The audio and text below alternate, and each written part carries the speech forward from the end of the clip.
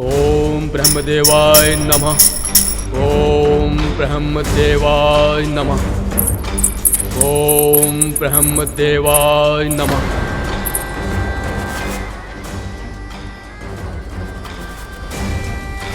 ओम ब्रह्मदेवाय नमः। ओम ब्रह्मदेवाय नमः। ओम ब्रह्मदेवाय नमः। ओम ब्रह्मदेवाय नमः। ओम ब्रह्मदेवाय नमः। ओम ब्रह्मदेवाय नमः। मेनका, श्रवण इंद्रिय को जगाने के लिए ध्वनि से उत्पन्न किए गए आकर्षणों का कोई प्रभाव नहीं पड़ रहा इन पर। हाँ उर्वशी, अब तो केवल एक ही उपाय शेष है। हमें अपने आकर्षणों का स्तर बढ़ाना होगा।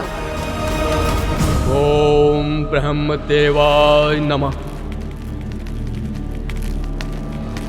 उर्वशी, मेनका, बस कीजिए। ब्रह्मदेवाय नमः। ओम आप दोनों भी असफल हो गई। अब शक्ति प्रयोग ही एकमात्र उपाय है। ओम ब्रह्मदेवाय नमः। अग्निदेव, इसके चारों ओर ऐसा भीषण घेरा बना दीजिए कि ताप से घबराकर इसकी तपस्या भी पिघल जाए। ओम ब्रह्मदेवाय नमः। ओम ब्रह्मदेवाय नमः।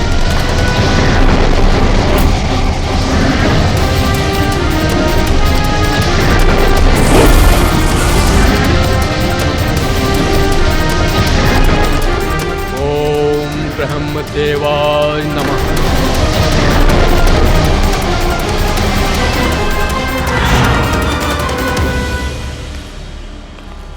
मायावी है ये। हो सकता है तपस्या के आरंभ में इसने अग्नि के विरुद्ध किसी सुरक्षा घेरे का निर्माण कर लिया हो। देवराज, सुरक्षा घेरा चाहे कैसा भी हो, वो घेरा मेरे चक्रवात के आगे टिक नहीं सकता।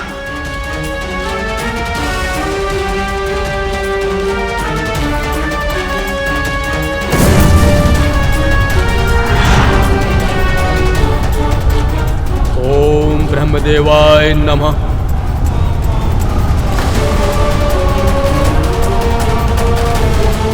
ओम ब्रह्मदेवाय नमः। ओम ब्रह्मदेवाय नमः। ओम ब्रह्मदेवाय नमः।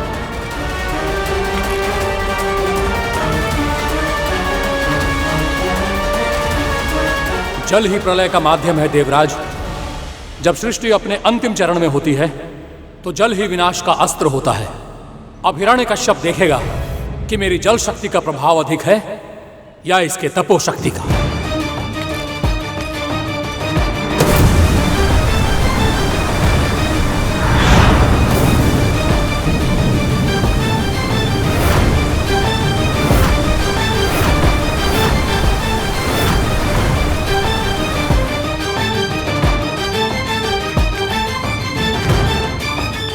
इसकी तपोशक्ति ने इसके इर्द गिर्द रक्षा कवच बना दिया है जो हमें इस पर हमला करने से रोक रही है। ओम ब्रह्मदेवाय नमः।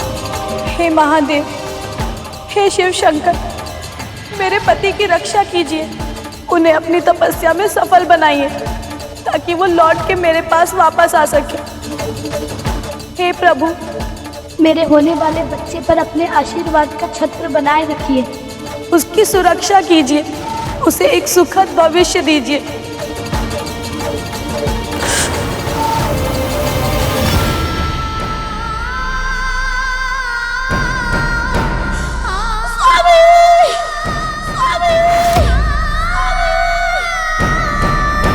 ओम ब्रह्मदेवाय नमः।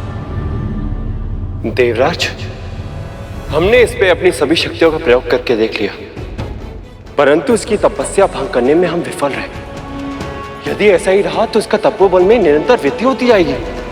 यदि ये अपनी तपस्या में सफल हो गया तो?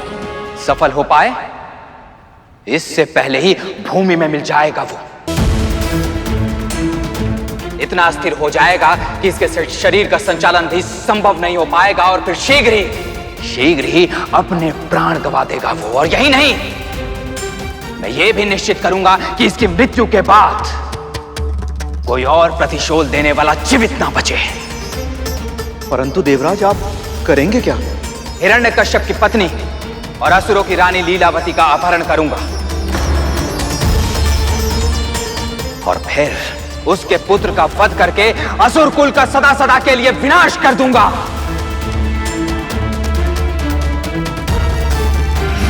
अजन्य पुत्र की हत्या, ये तो बहुत बड़ा पाप है मां। एक मां को अपने संतान पर छाए संकट का आभास होता है तो उसके हृदय पर क्या बीतती है, ये मैं जानता हूं मां। इस तरह का निम्र व्यवहार असुरों के लिए संभव है, परंतु तो देवराज के लिए ये बिल्कुल उचित नहीं है मां। सत्य कहा तुमने पुत्र। देवी हो या राक्षस, मानव या पशु, मां तो मां ही होती है। संतान के लिए उसकी ममता एक समान ही होती है। इसलिए एक मां से उसकी अजन्मी संतान को छीन लेना ही संसार का सबसे बड़ा अपराध है। पर देवराज अपनी असुरक्षा की भावना और स्वर्ग के स्वामी बने रहने की इच्छा के कारण ये मूलभूत आदर्श ही भूल गए थे।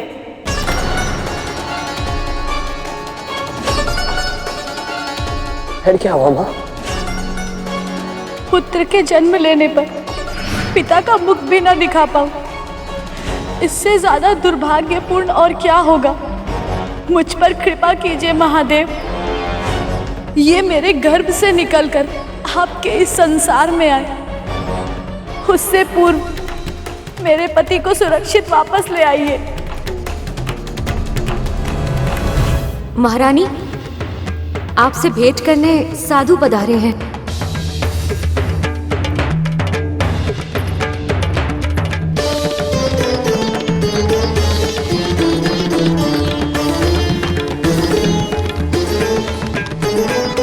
प्रणाम साधु महाराज। प्रसन्न रहिए महारानी। पधारिए।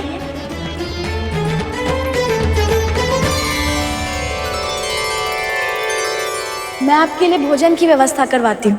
पर आज भोजन की नहीं, समाज के कल्याण के लिए आपकी आवश्यकता है। आदेश कीजिए साधु महाराज।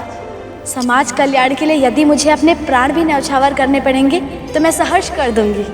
आपके प्राण नहीं चाहिए महारानी, आप अपना पुत्र मुझे दे दीजिए।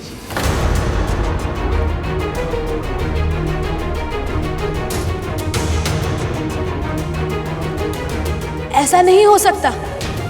ये मेरी निजी संपत्ति नहीं है, इसे त्यागने का अधिकार मुझे नहीं है मुनिवर। आप अपना वचन तोड़ रही हैं महारानी। परंतु आपको भी समझना चाहिए कि इतना बड़ा निर्णय मैं अपने पति से विचार विमर्श किए बिना नहीं ले सकती। विचार विमर्श तो आप तब कर पाएंगे जब आपका पति आपके पास लौट कर आएगा, और वो होगा नहीं। हट में आकर वो एक ऐसी तपस्या कर रहा है जो कभी पूरी नहीं होगी। अमरता की लालसा है उसे, और तपस्या करते करते ही मर जाएगा। नहीं! इतने कठोर वचन, तपस्या करते समय मृत्यु की आकांक्षा। तू साधु नहीं हो सकता। अवश्य ही तू कोई बहरूपिया है। मेरे पति के अहित की इच्छा रखने वाला राक्षस कुल का शत्रु है तू। सामने आ, इससे पहले कि प्रतिव्रता स्त्री तुझे श्राप दे दे। अपना वास्तविक रूप सामने ला।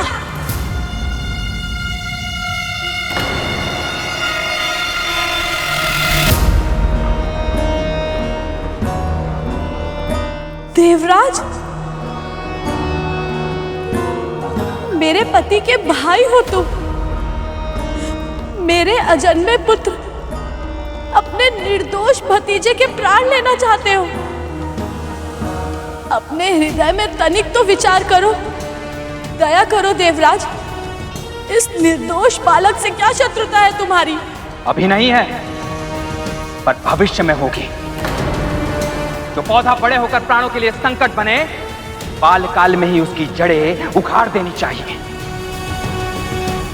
यदि आप स्वयं अपने पुत्र को मुझे नहीं देंगी, तो बल से मैं उसे छीन लूंगा।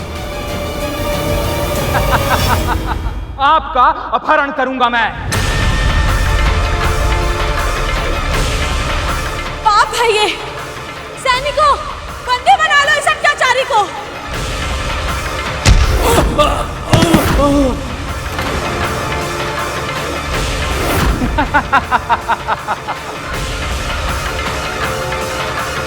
कौन बनाएगा मुझे बंदी?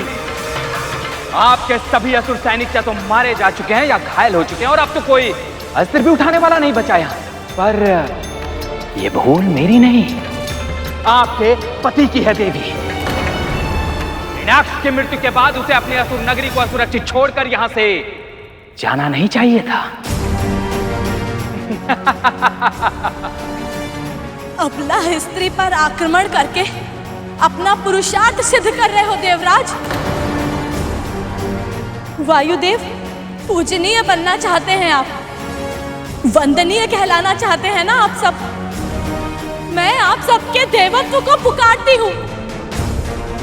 यदि आज आप सबने एक स्त्री को बलपूर्वक बंदी बनाया, तो ये सारा संसार धिक्कारेगा आप सब पे। बस, बहुत बोल चुकी आप। वायुदेव, अब समाप्त कीजिए ये खेल।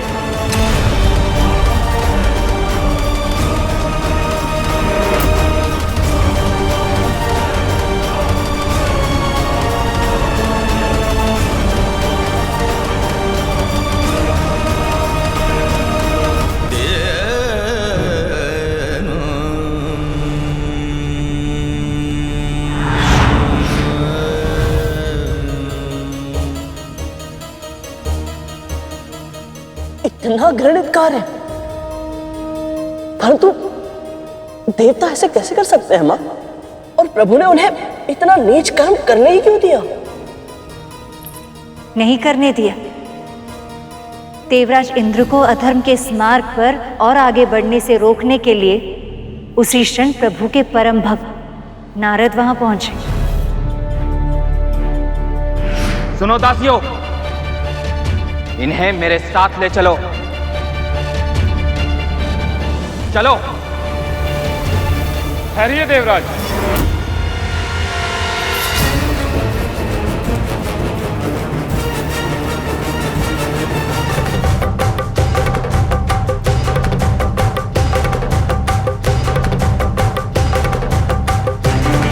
गर्भवती स्त्री के अपहरण जैसा कलंकित कर्म आपको शोभा नहीं देता देवराज। फिर भी मुझे यह अपहरण करना ही होगा देवर्षि। प्रसव के बाद इनके नवजात शिशु का भी वध करना होगा मुझे। संसार पर सदा सदा शांति स्थापित करने के लिए, पृथ्वी पर अधर्म को फलने फूलने से रोकने के लिए एकमात्र यही उपाय है देवर्षि। इनके गर्भ में पल रहे बालक की मृत्यु के बाद ही संभव हो पाएगा असुर कुल का संपूर्ण नाश। पर उसके लिए हिरण्यकश्यप की मृत्यु आवश्यक है। वो अभी तक जीवित है देवराज, और तपस्या करते समय यदि पूरी देव सेना एक साथ उस पर आक्रमण कर दे तो भी उसकी मृत्यु नहीं हो सकेगी। पिछले जन्म के घटनाक्रमों के कारण प्रभु श्री नारायण के हाथों ही उसकी मृत्यु होगी। यही उसका भाग्य है। इसलिए यदि आप इस नवजात शिशु का वध भी कर दें तो विचार कीजिएगा, जो अपने भाई की मृत्यु होने पर अमरता पाने के लिए इतनी भीषण तपस्या कर रहा है, वो अपने पुत्र की हत्या होने पर क्या नहीं कर सकेगा? इसके अतिरिक्त असुरों की महारानी लीलावती पूर्ण पतिव्रता है। यदि उन्होंने श्राप दे दिया तो आपके असुर कुल का नाश होने का स्वप्न देखते देखते कहीं देव कुल का नाश ना हो जाए देवराज। ये आप क्या कह रहे हैं देवर्षि? अब आप ही कोई सुझाव दीजिए। अब क्या करूं मैं? इन्हें मेरे आश्रम ले चलिए।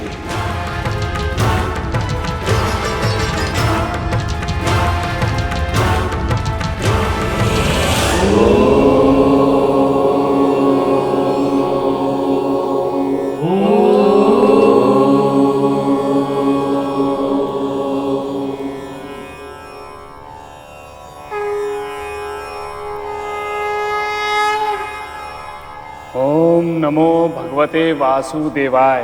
ओम नमो भगवते वासुदेवाय।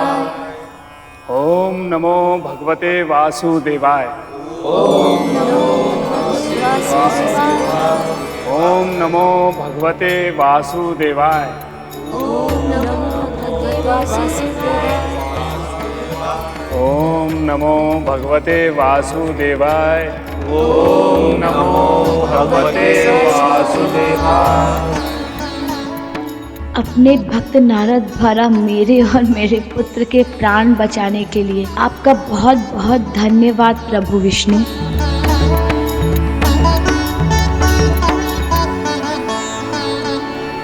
जो सभी विकारों से रहित है, जो शुद्ध है, अविनाशी है, जो सभी परिस्थितियों में एक समान रहने वाले हैं।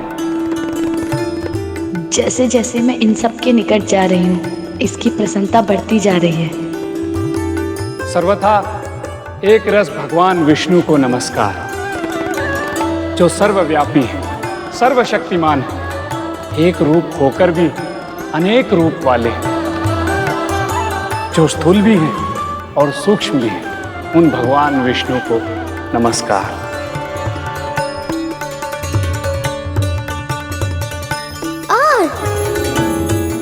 ये स्वर जो विश्व रूप है, जो उत्पत्ति, स्थिति और संहार के कारक है, जो सृष्टि के अधिष्ठाता है, सभी प्राणियों में पुरुषोत्तम